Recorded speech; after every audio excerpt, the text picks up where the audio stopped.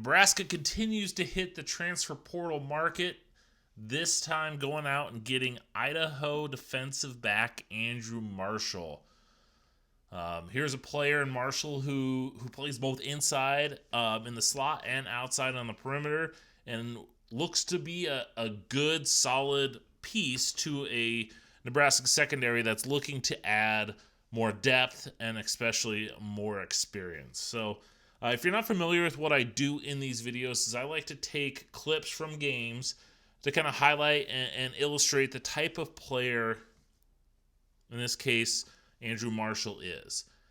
So I've got about 10 clips from about 4 different games to kind of show you what Nebraska's getting with this veteran defensive back. So let's not waste any more time. Let's get into the tape. Now, when you watch Mashall and how he's used at Idaho, here he is at the bottom of the screen. As I mentioned, he plays both inside and outside. Here's an example of him playing outside, playing shadow press, just the ability to read and then just flip those hips to run with defensive backs down the field. We then see him in the slot, so he's here at the top of the screen, playing that shadow man press once again. Just time in the slot, just being able to turn and engage and stick right in that hip pocket of the wide receiver. Now, normally Mashall is playing that shadow man press or off coverage, but here we see his ability to jam and be physical at the line of scrimmage. So once again, top of the screen here.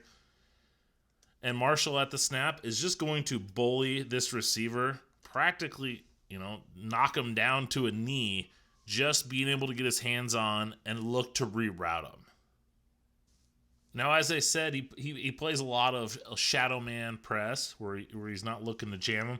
Here, we see him playing off man coverage. So he's back about 5 yards and just showing the ability to be able to react once again, just like he did before.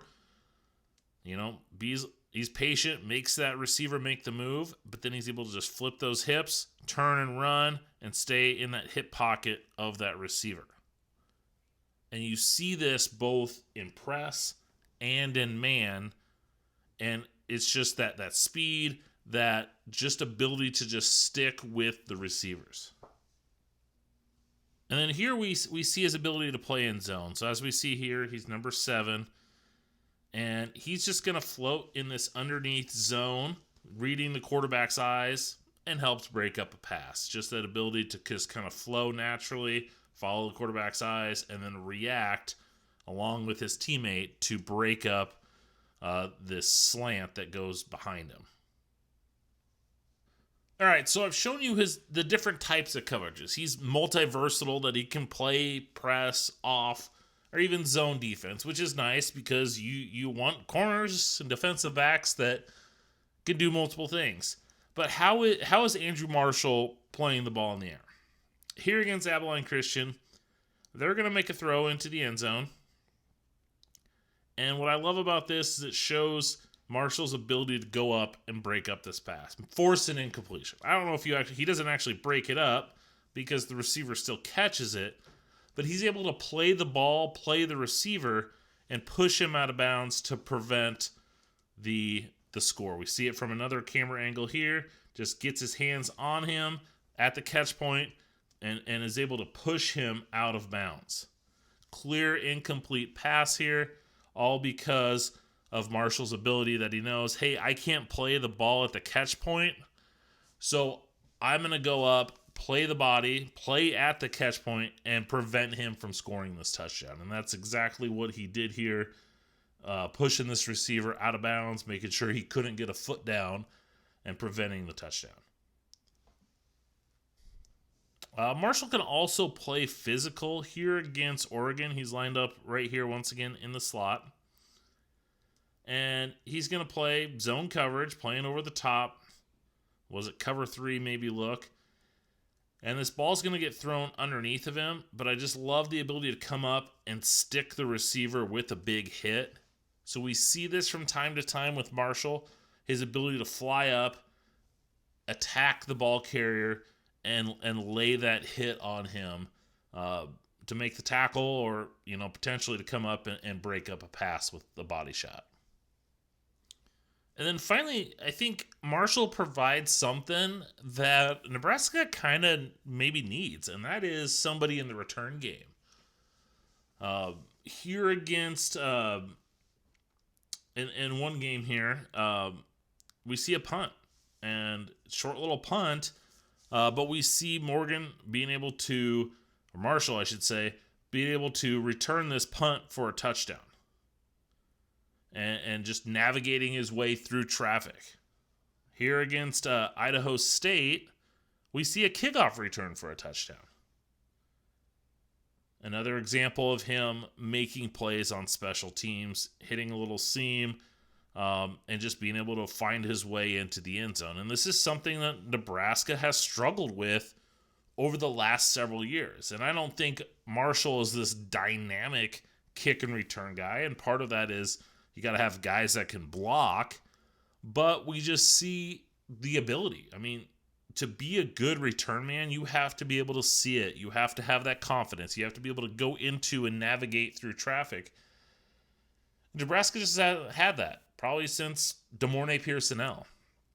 And I'm not guaranteeing that Andrew Mashall is going to be an elite or even a capable kick and punt return, but at least he gives somebody that has experience, someone that has the ability to be a weapon in this game. And it'll be interesting to see, does he get that opportunity here in Nebraska? Now, there's a lot to like about Andrew Mashall as a transfer prospect, transfer player into Nebraska. Here's a defensive back that has, multiple years of experience at a top-level FCS program, a team that took Oregon to its limit, and then was a top 10 team. And there's a lot of talent at the FCS level, and we've seen Samori Toure come from a good FCS program and fit seamlessly into the Big Ten.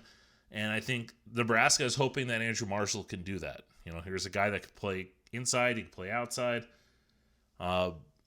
kick, return, punts, and kickoffs. And so I think he has a lot of tools. Now, watching him over the course of 3 or 4 games, he's not a guy that I think is going to come in and be a guaranteed starter. There are some holes in his game. I didn't love him against the run. I showed the clip of him making the tackle. There's times he gave up touchdowns and completions that he just lost. And so he's got some holes, and I think he's a good veteran depth guy. I think he would be better off inside. So if Nebraska's going to continue to run the 3-3-5 with John Butler, I think he could definitely fill into that role as a safety, like a Malcolm Hartzog, like a Buford, kind of in those roles where they're essentially a nickel corner, and he's got that experience playing inside. Maybe they bump him out, and like I said, maybe he's a depth guy. He's that second string guy that you fill in, you rotate in. I think he'll be a valuable piece. I think he'll play on special teams, but if you're looking at Andrew Mashall to come in and be a day one starter opposite of Sierra Wright, I think you're going to be disappointed. And I hope I'm wrong. Maybe he comes in as an instant starter and he plays well and he's honorable mention or third team all Big Ten, and I will gladly admit that I'm wrong. But I still think he's a good player. I think he adds some much needed depth and ability to our secondary, and maybe he can be a punt and kick returner as well. But like I said, I think he's going to be a valuable addition to this team. I just don't look at him as being a starter. So I hope you enjoyed this. I hope you liked it.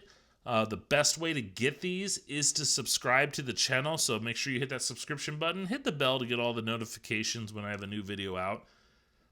If you're out on social media, make sure you follow me, draft_Brian. Wherever you do your social media, you can find me at draft_Brian. So thanks for watching. Hope you enjoyed. Till next time.